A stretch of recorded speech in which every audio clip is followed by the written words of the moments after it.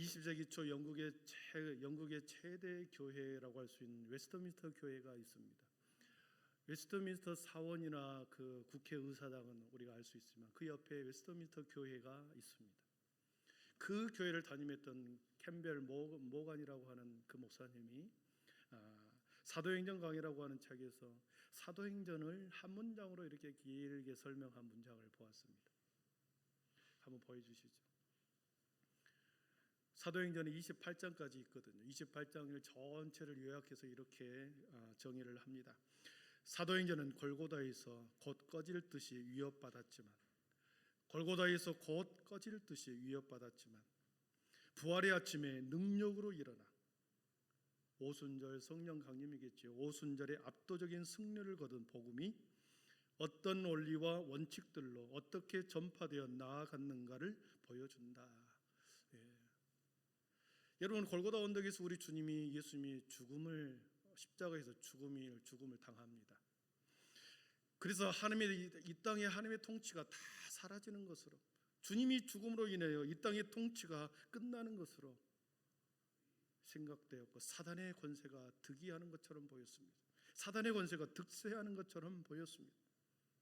3일간의 깊은 죽음의 침묵, 하늘에서 소리가 그치고 땅에서도 소리가 그치며 어둠이 온 땅을 덮고 캄캄함이 온 세상을 가득하여 빛을 잃었습니다.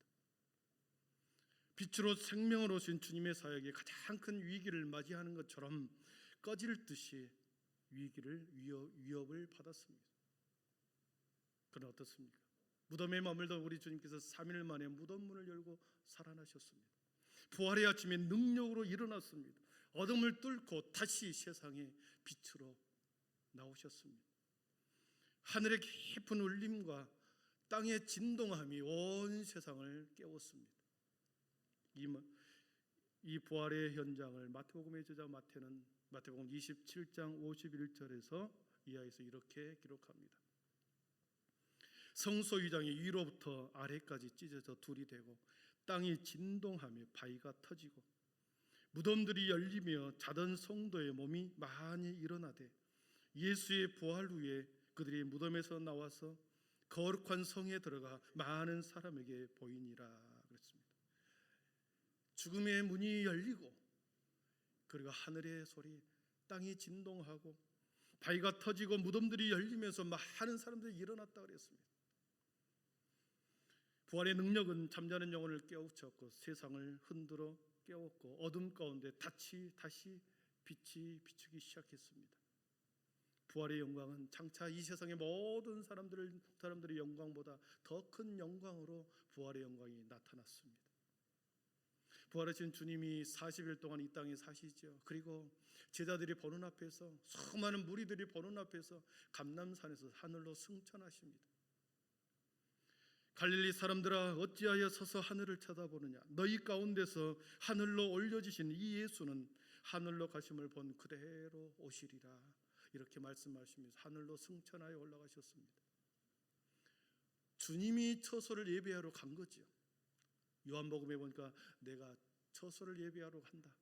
원래 있어야 할 그 영광의 자리로 주님은 다시 돌아가셨습니다. 주님의 보좌 우편에, 하나님의 보좌 우편, 영광의 보좌 우편으로 원래 있어야 할 그 자리로 주님은 다시 올라가시면서 내가 다시 오실 것을 약속하셨습니다. 그러면서 성령을 너희에게 보내주겠다, 성령의 약속을 보내주셨고 그 약속대로 우리가 지난주에 보았듯이 성령님이 오셨습니다. 이 성령님의 오심의 사건을 지난주에 우리가 표현한 것처럼 성령의 습격이다, 성령님의 침투다, 성령님의 강습하셨다, 강권적으로 침투하셨다. 공중권세에서 사단이 온 세상을 지배하고 통제하고 있을 그때에 성령님이 강습해 침투해 들어온 것이죠.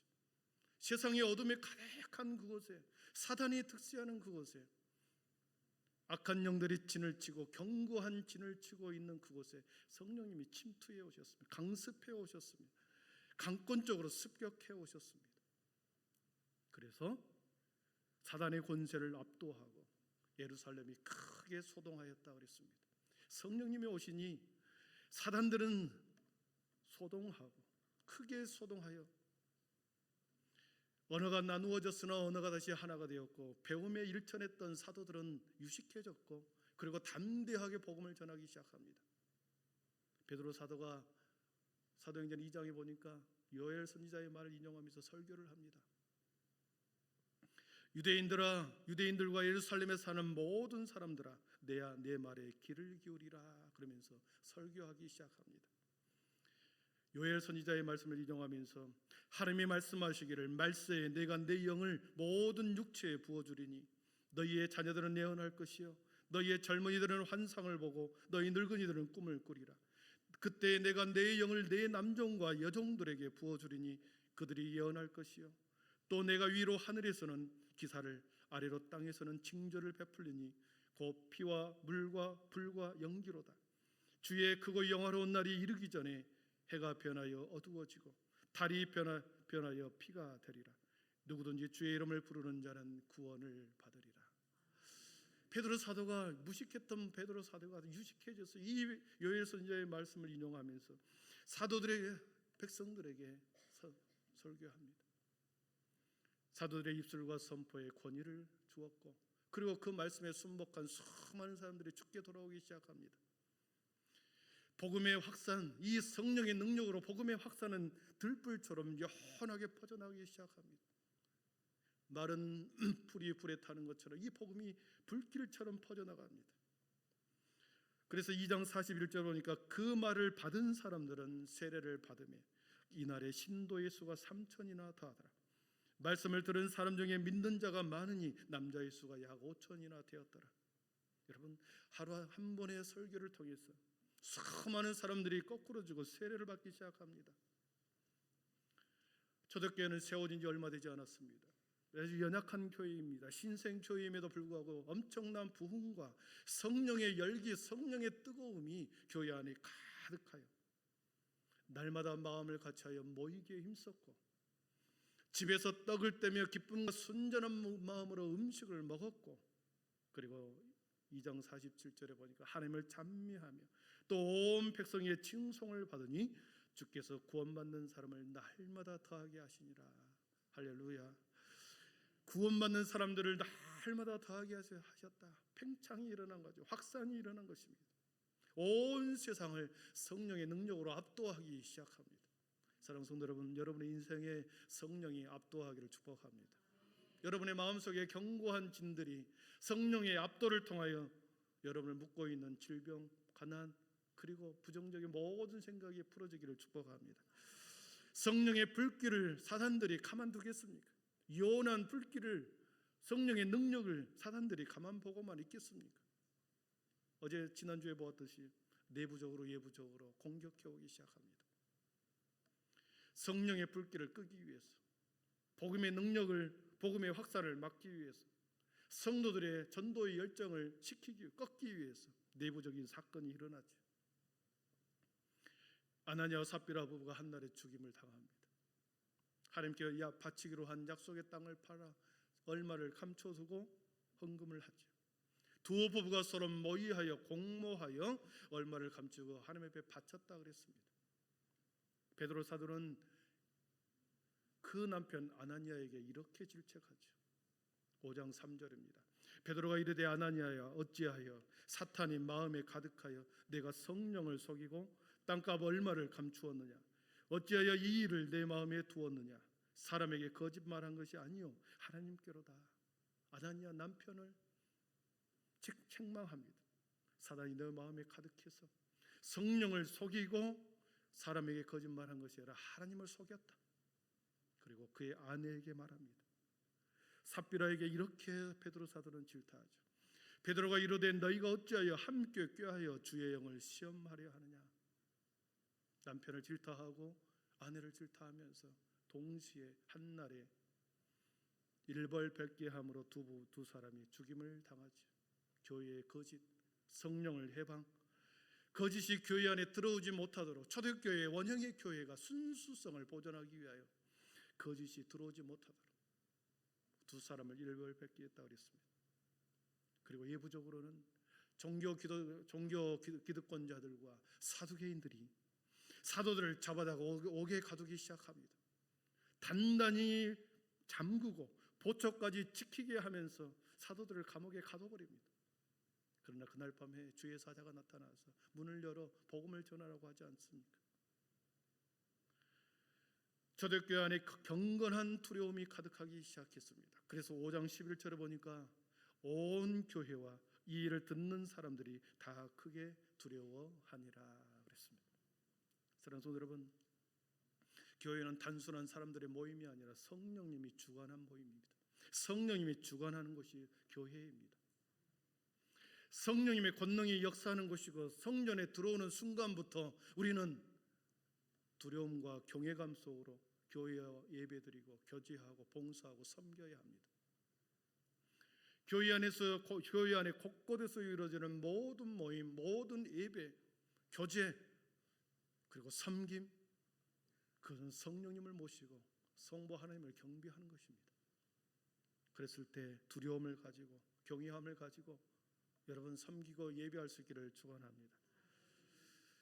초대교회가 내부적으로 예부적으로 핍박과 도전이 거세게 이렇게 몰려오면 올수록 그 복음의 확산은 꺼지는 것이 아니고, 그리고 위축되는 것이 아니고 소멸되는 것이 아니고 더 강력하게 복음은 확산되어 나갑니다.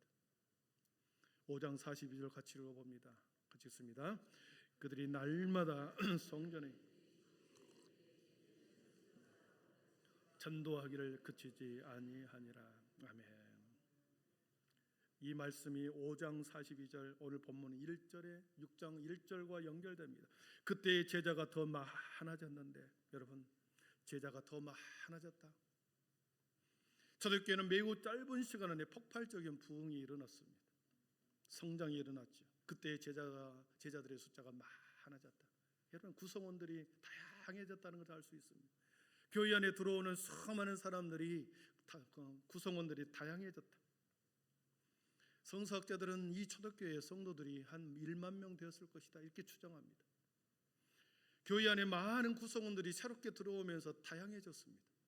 다양한 성도들의 교회 안에 다양한 욕구, 니드가 각 성도들 사이에 있기 마련입니다. 성도가 많을수록, 사람이 많을수록 다양한 구성들로 인하여 요구 조건들이 많아지죠.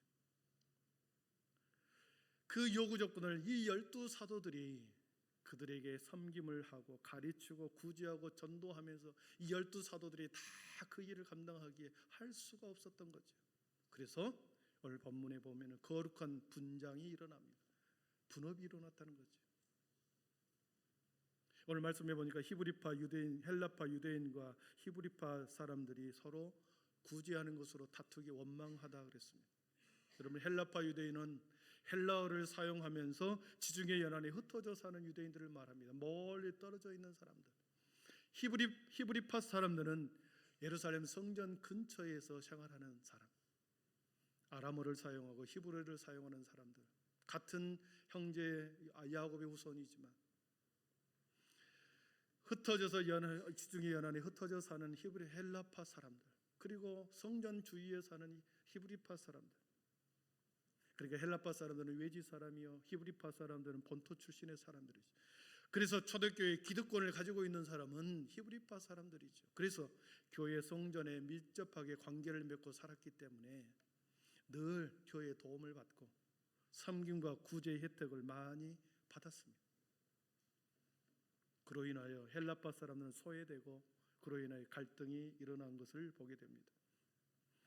그래서 거룩한 분장이 이루어집니다. 새로운 리더, 새로운 집사, 새로운 교회의 지도자를 뽑아서 사도들은 말씀과 기도에 전념하게 하고 새롭게 교회의 리더를 뽑아 사도들이 감당했던 일들을 그들을 통하여 감당하게 하는 거죠.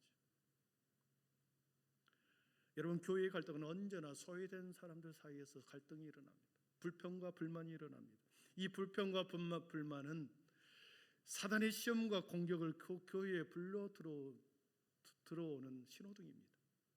빨간불이 켜진다는 거죠. 불평과 불만이 소리가 드러난다는 것은 교회가 시비거리가 있다는 것이고 원망이 퍼지게 되면 교회는 또 어려워지고 힘들어진다는 거죠. 그래서 리더는, 교회의 지도자는 반드시 그 불평과 불만의 소리를 듣고 문제를 해결해야 되는 거죠. 누구 한 사람 교회 안에 편애됨이 없이 배제됨이 없이 성령이 하나 되게 하신 뜻을 따라 모두가 교회의 통일성과 일치성을 갖도록 불평과 불만이 사라지도록 노력해야 하는 것이 교회 지도자의 본분이죠. 그래서 오늘 본문의 사도들은 7사람을 택하라 말씀합니다. 그 기준은 4가지다. 우리 3절을 한번 같이 읽어보겠습니다. 3절 4절 같이 읽어봅니다. 형제들아 너희 가운데서 성령과 지혜가 충만하여 칭찬받는 사람 7을 택하라. 우리가 이 일을 그들에게 맡기고 우리는 오로지 기도와 힘쓰리라 하니. 아멘. 4가지 기준입니다. 너희 가운데서 선출해라. 초대교회 안에 성도들 가운데서 선출해라. 예부 사람 데려오지 말고, 다른 사람 능력이 있다고 해서 데려오지 말고 너희 가운데서 뽑아라. 2번째, 성령과 지혜가 충만한 자를 택하라. 성령이 충만한 자를 택하라. 여러분, 성령이 충만하다라고 하는 이 말씀 본문의 주석을 보면 퍼거슨이라는 목사님이 이 본문의 주석을 성령이 충만한 자를 이렇게 정의합니다. 성도가 주님의 말씀에 순종하기에 아주 적당한 영혼의 상태에 있는 자. 좀 어렵습니다. 성도가 주님의 말씀에 순종하기에 아주 적당한 영혼의 상태에 있는 자. 이것을 좀 더 풀어서 설명하면 그렇습니다. 성령 충만이라고 하는 것은 교회에서, 기도원에서 부흥회를 쫓아다니고 교회 안에서만 머무르고 또 기도원만 찾아다니는 이런 사람이 아니라 자기의 고유한 삶을 충실히 영위하면서 자신의 주어진 달란트와 자신의 일을 맡겨진 고유한 삶을 충실히 영위하면서 정상적인 그리스도인의 생활을 하는 삶의 태도를 견지한 사람이다. 정상적인 그리스도인의 생활. 여러분, 정상적인 그리스도인의 생활이 뭡니까? 수직적으로는 하나님과 관계를 매우 잘 세우려고 하는 거죠. 수직적으로 하나님과의 관계에서 바른 관계를 맺으려고 하는 사람이 정상적인 그리스도인이죠.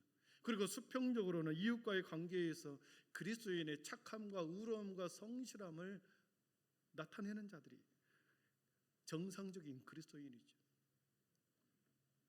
그래서 성령 충만이라고 하는 것은 자신의 삶의 영역을, 고유한 삶을 잘 살아내는 그 자리의 현장에서 정상적인 그리스도의 삶을 살아내는 사람, 그 삶의 태도를 견지한 사람이 성령 충만한 사람이다.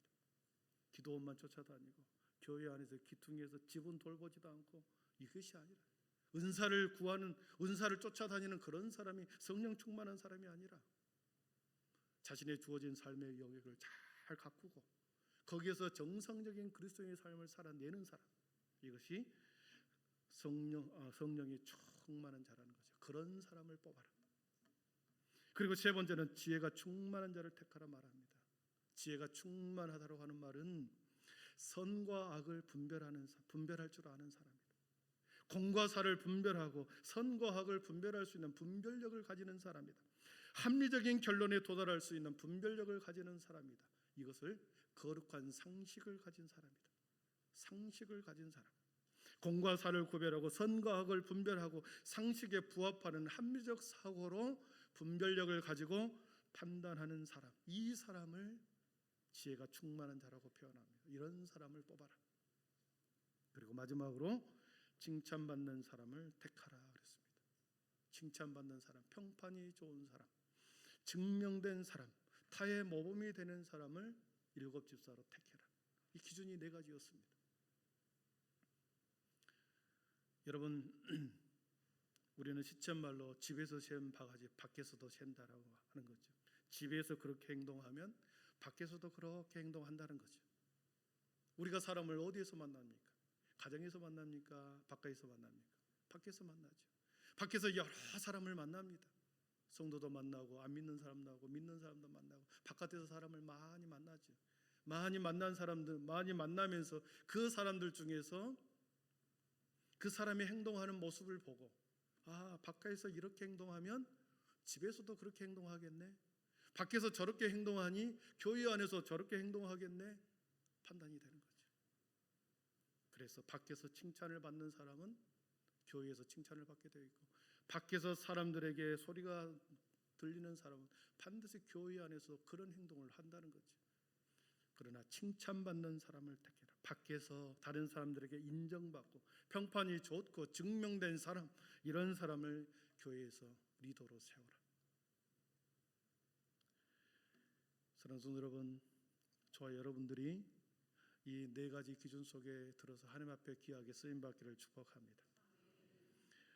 네 가지 기준, 초대교회 성도들 안에서, 성도들 중에서 성령과 지혜가 충만하고 칭찬받는 사람을 통하여 주님의 일을 분장하며 거룩한 주님의 사역을 맡겨서 그들로 하여금 봉사와 섬김과 구제를 하게 하고, 오직 사도는 말씀과 기도에 전무하게 하면서 그렇게 초대교회를 세워가는 것입니다. 10,000명이 넘는 교회를 어떻게 하면 한두 사람이 섬길 수 있겠습니까? 이렇게 거룩한 분장을 통하여 그들을 세워서 그 일을 감당할 때 교회는 어떻게 되는가? 7절 말씀 보고 말씀을 정리하겠습니다. 7절을 같이 봅니다. 하나님의 말씀이 점점 왕성하여 허다한 제사장의 무리도 이 도에 복종하니라. 아멘. 성령의 불길이 복음의 확산이 막 퍼져서 초대교회가 팽창이 되었습니다. 수많은 성도들로 가득했습니다. 점점 말씀이 왕성해져 갔습니다. 그때 지도자를 새롭게 세워 다시 조직하고 다시 교회를 새롭게 서갈 때 제자의 수가 더 힘이 많아지고 허다한 제사장의 무리도 이 도에 복종했다 그랬습니다. 사랑하는 성도들, 말씀을 정리합니다. 성령님은 제도나 방법이 아니라 사람을 통하여 일하십니다. 아멘이십니까? 오늘날 교회가 필요한 것은 물론 조직도 필요합니다. 오늘날 교회가 필요한 것은 뛰어난 기관을 잘 만드는 것도 중요합니다. 중요한 프로그램을 가지고 와서 교회를 운영하는 것 중요합니다. 그러나 성령님은 기도하는 사람, 기도의 능력을 아는 사람을 통하여 주님은 일하십니다. 성령님은 방법이나 수단을 통하여 역사하시는 것이 아니라 사람을 통하여 역사하십니다. 성령님은 기관 위에 기름 부으시는 것이 아니라 성령님은 사람 위에 내려오십니다. 성령님은 사람이 어떤 계획에 기름을 붓는 것이 아니라 기도하는 사람 위에 성령의 기름을 부어주시는 것입니다.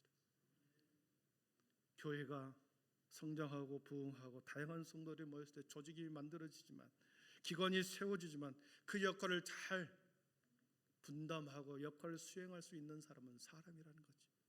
주님이 세우시는 각자의 은사와 달란트대로 묻어두지 않고 그 각자의 은사와 달란트를 잘 활용하여 함께 교회를 세워갈 때, 여러분, 교회를 섬기는 그 순간에 내 신앙이 세워지는 것입니다. 내 신앙이 세워지는 순간에 우리 가정의 믿음이 세워지는 것입니다.